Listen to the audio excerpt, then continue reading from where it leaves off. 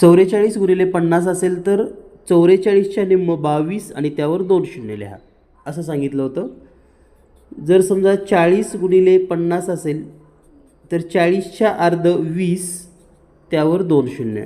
परंतु आपल्यापैकी काही विद्यार्थ्यांनी मला असं विचारलं की सर 35 गुणिले 50 कसे करणार.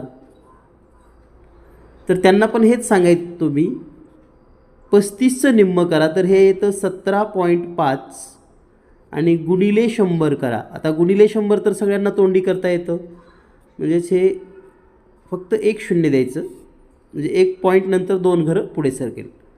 समजा 45 गुणिले 50 करायचं आहे तर याचं निम्म घ्या 22.5 गुणिले 100 म्हणजेच 2250 म्हणजे संख्या सम असेल किंवा विषम असेल आपण सेकंदामध्ये करू शकतात.